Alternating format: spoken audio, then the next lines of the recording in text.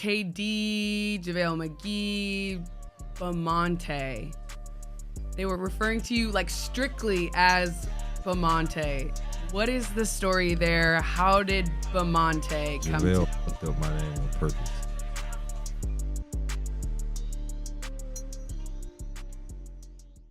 All right, everyone, welcome back. I'm really excited about today's guest. This is someone I've been friends with for how long now? Since 6 years? 2016. Yeah, since you came to school in 2016? Yes. Yes, this is someone I've been friends with since 2016. Former Wildcat, Miami Heat star, North Carolina native, Bam Adebayo. Bam, welcome. I'm so happy we're finally getting to do this because we did this a while ago, but it was via Zoom. So now this is the real deal. We're in person. We're here in Miami. So Miami's just a little bit different from where you grew up, right? Pinetown. Just a little different. Tell our viewers just a little bit about Pinetown and your background. What makes you you? Okay, so 1, Pinetown is boring, so don't ever go there. 2, I mean, it's the woods, it's royal. It's one of those places that it don't get a lot of love and gentrification. It's corn growing. I mean, we got ditches, snakes. It's some real country. Okay. And I feel like the reason why it makes me me is because I'm laid back. I don't really like to go out. I enjoy scenery though. That's one thing I will say about North Carolina and where I'm from. We got great scenery. So I feel like that's why it makes me me. You're growing up in North Carolina. You're very active growing up, but eventually you fall in love with basketball, right? Was there a moment growing up where you were kind of like, okay, this basketball thing it's attainable. The NBA is a real, like, tangible, reachable goal. Did you have a moment like that growing up that you can remember? I would say my freshman year was like one of those moments where I was like, nah, I can be in the NBA, because when I was growing up, when I was in middle school, it was another big man before me that went to my high school, and he was the man. His name was Tony Peel, and whoever sees this know who Tony Peel was. But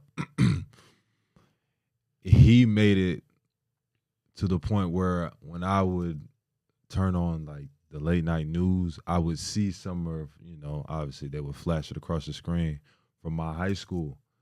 And in my mind, I always wanted to be like, I want that to be me.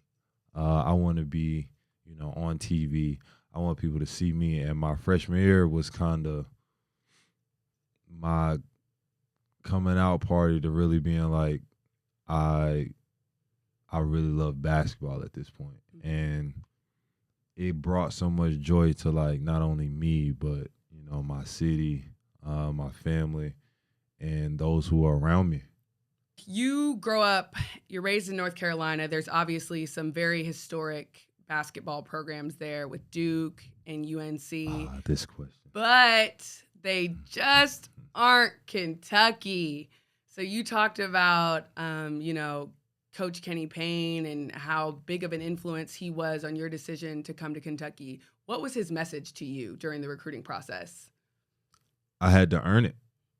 And my whole life was built off earning everything that I got. I mean, coming from a single wide trailer and being able to go to Kentucky is like, it's one of those things where it was a no-brainer, first of all. But having a high, not class, but like what's the word I'm looking for? A high respectable like type of school like that, that come down to like my small town and see me play. Just meet the people that probably never thought they would meet a college coach in their life. And it is Kentucky. But KP he made it easy for me. He said, "You're not guaranteed anything." And I don't know what about that message, resonated with me. But it was one of those where it was a challenge, and I wanted to succeed. So I didn't want the easy route to just, I can go to another school, get up 30 shots, and go on and have like a great college career. No, I wanted to be in the NBA, and how they blueprinted it for me was how I wanted it. Look, this is your process throughout this year, and if you do what you're supposed to do, you can go to the NBA. And that was the easiest decision for me because I wanted to make sure my mom was straight in life.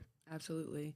And we know now that KP is at that other school in Kentucky that I will not mention. Is any beef, or are we still good with KP? It's all love always. I mean, to this point, he's kind of, I treat him like my uncle. So, yeah. I call him Unc. So it is beef. It's beef when Kentucky, when they play. Yes, when they play. On game when they day, play is beef. On game day, it's smoke. But any other day, it's all good. It's all love. But I just can't. I can't put that color on. Like I told him, like, look, I will support you, but I will never put that color on. I'm right there with you. I can't do it. Can't do it. Right there with you. So another really important relationship to you that grew and developed during your time at Kentucky was your friendship with De'Aaron Fox of the Sacramento Kings. So much so that you actually stood by him on his wedding day recently. Talk a little bit about that and then how y'all's friendship has just continued to grow over time.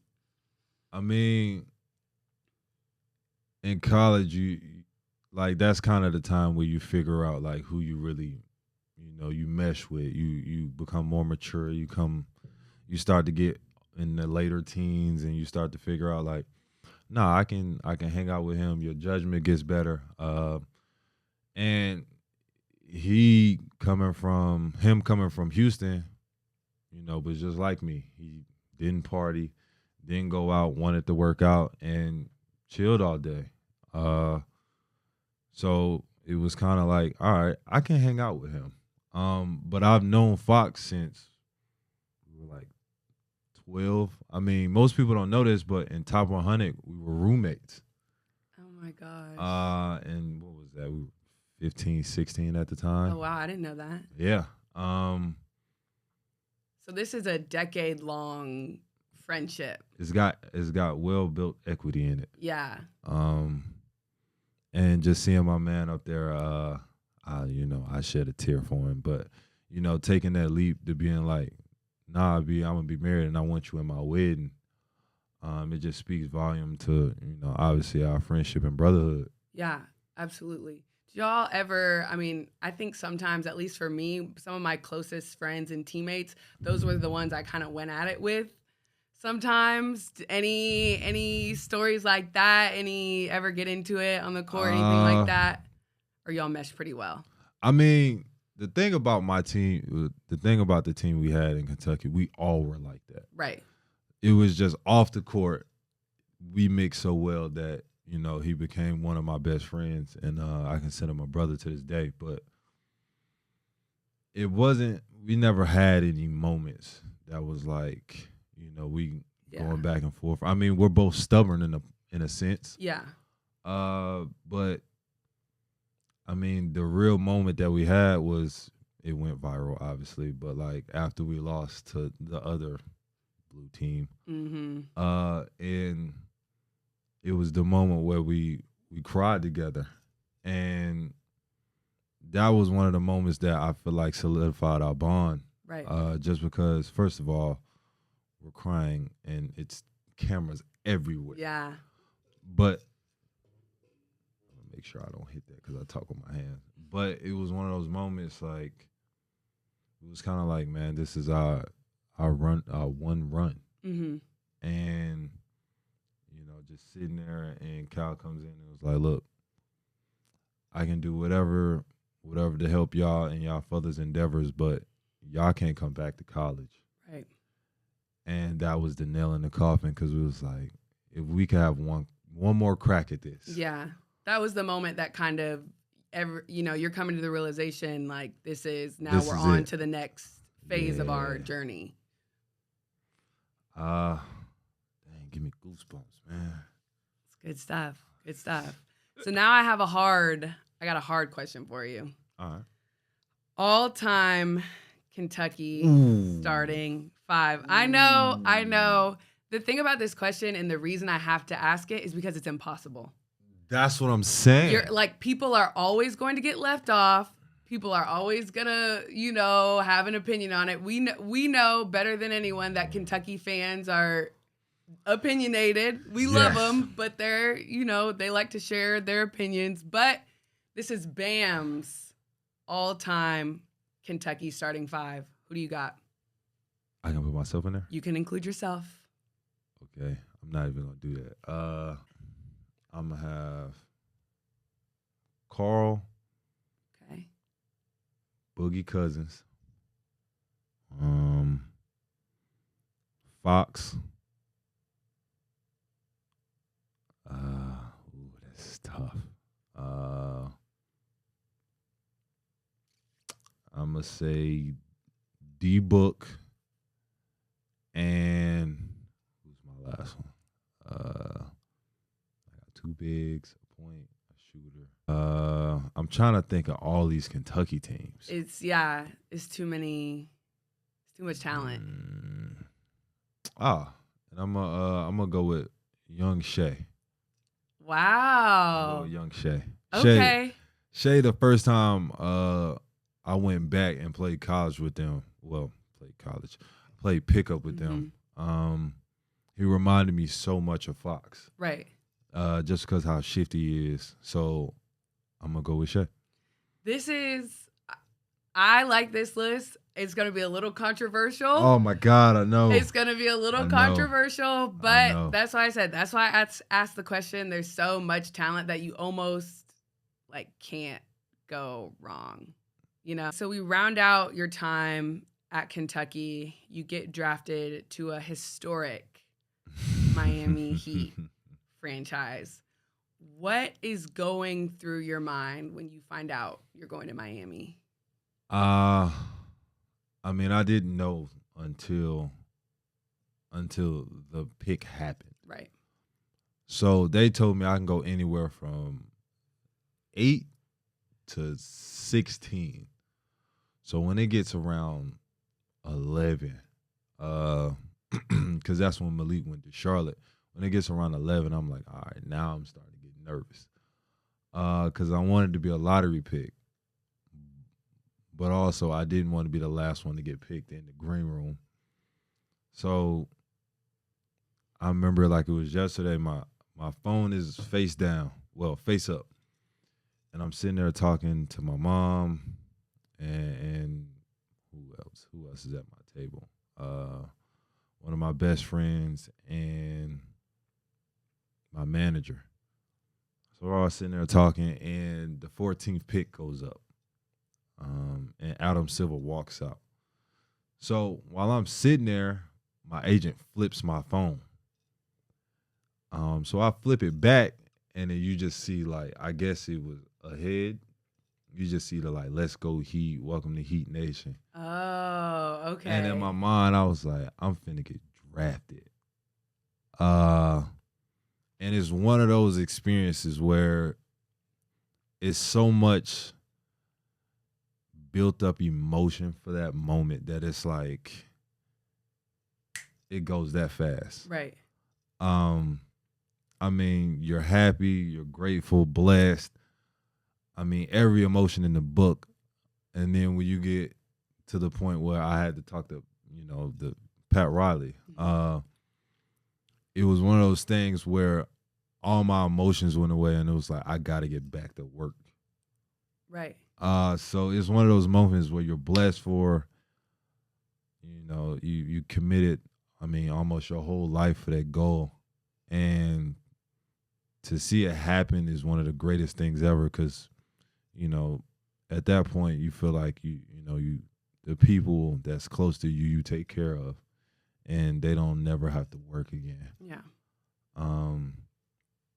But it's one of those things where it's like I gotta stay in this league at this point. Right. Like getting there isn't enough. Yes. It's like that's the milestone and then you got the other chips that you gotta knock down. Yeah, absolutely. This is going to be year 6 for you.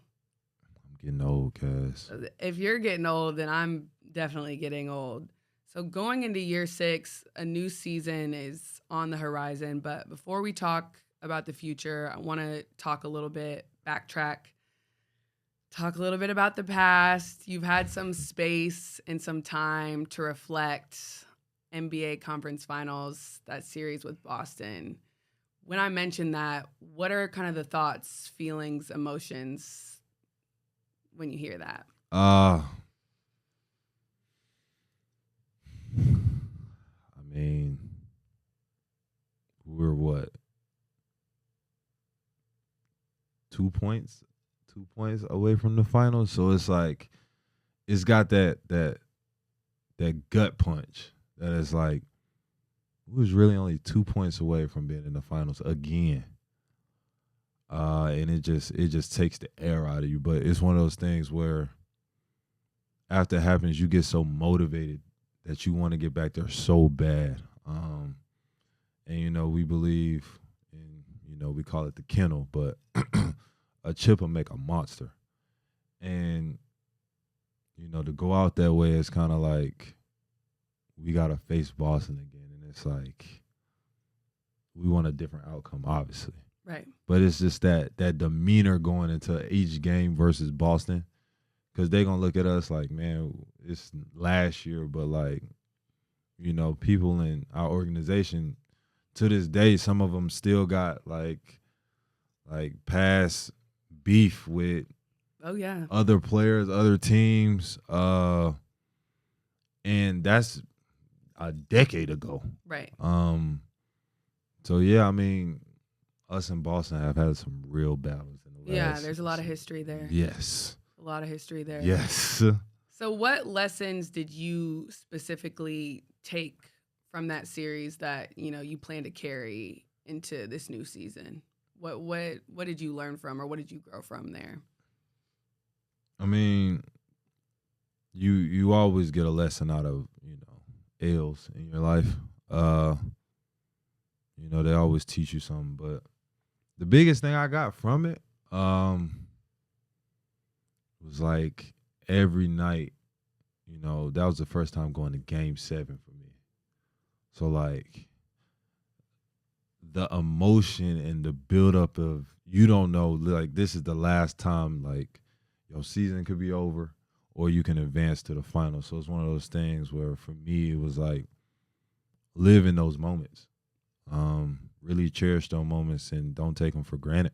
On this show, we do a little segment called Teammate Superlatives. Okay, so how this works is I'm going to give you a word or a phrase, and you have to tell me which teammate the word or the phrase best describes, okay? So it can be past or present Miami Heat teammates. Only my teammates, though. Yes, only people that you've played with. Okay. So past or present Miami Heat teams. Okay. Got it? Mm-hmm. Who's got the best dance moves? Best dance moves. Ooh.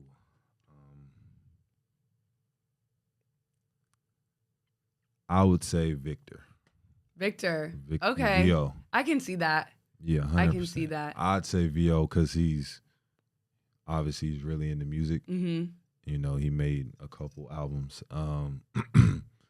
So, his passion towards music is a little more advanced than a lot of us because, first of all, a lot of dudes aren't making albums in this league. So seeing him, like, just love music every day he comes in, bobbing his head, he's dancing.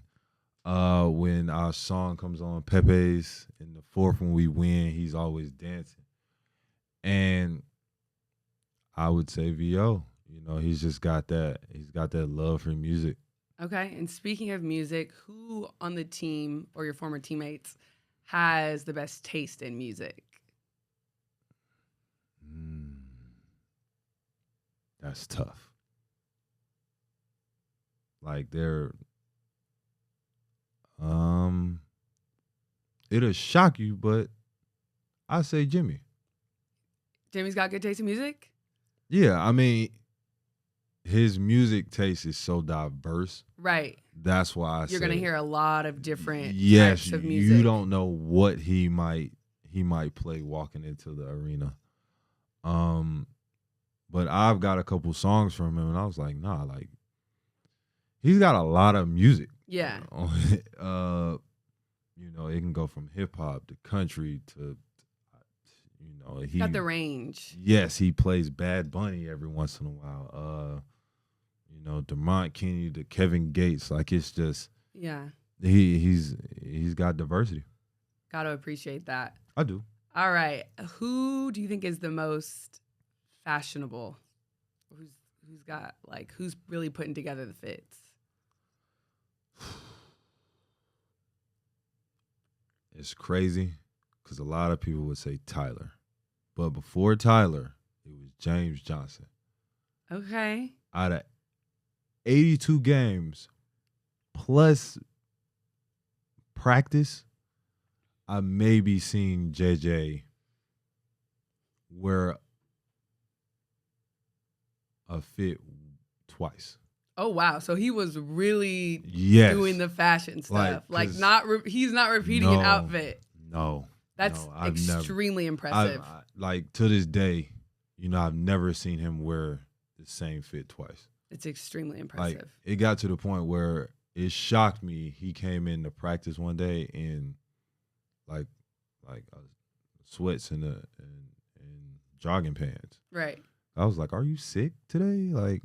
Because to games is one thing, but to practice even, that's next level. It didn't matter.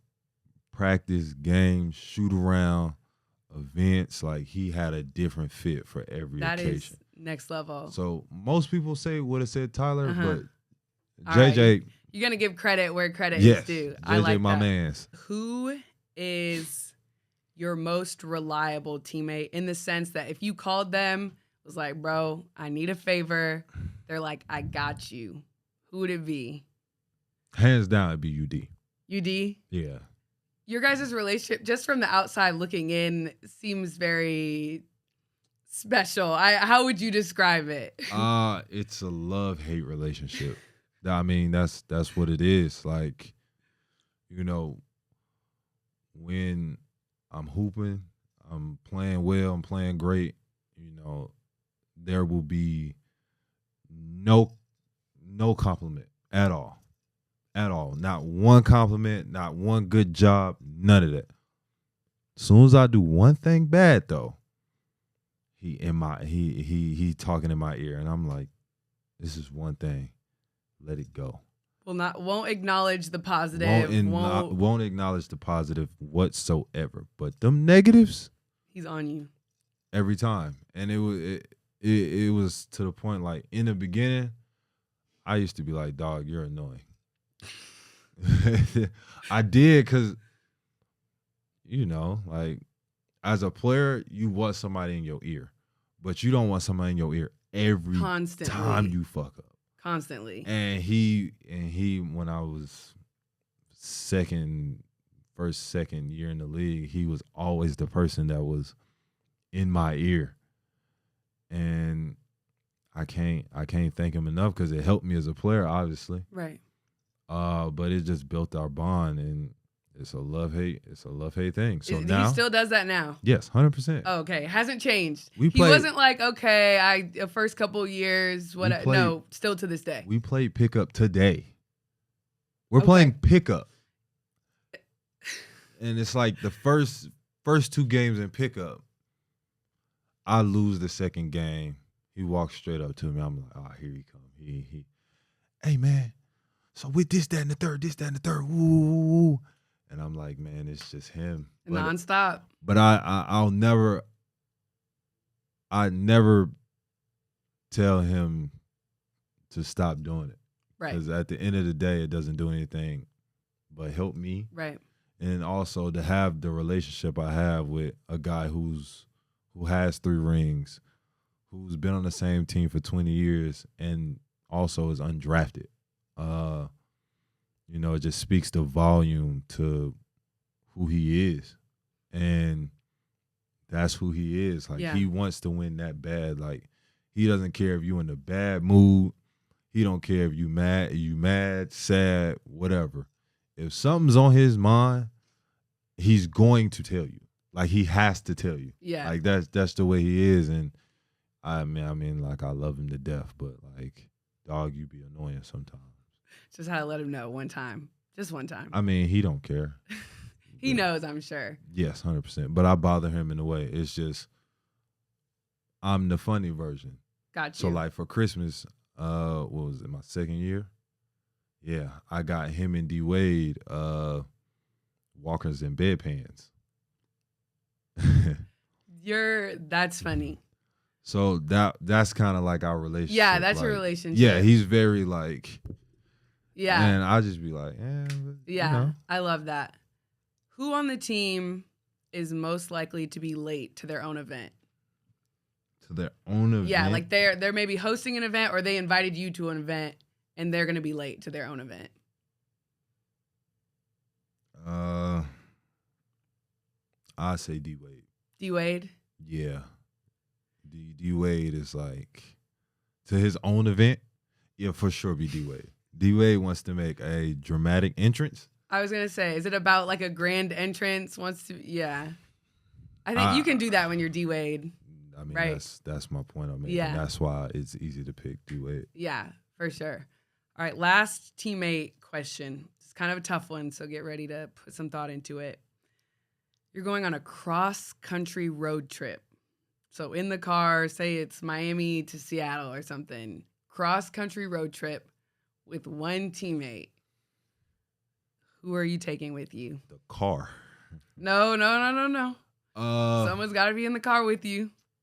Someone's got to be in the car with me. Yep, one of your current or former teammates. Who do you think?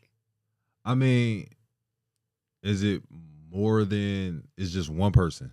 Just one person, just you and one other person. Y'all just in the car for hours together. I would have to say that's tough.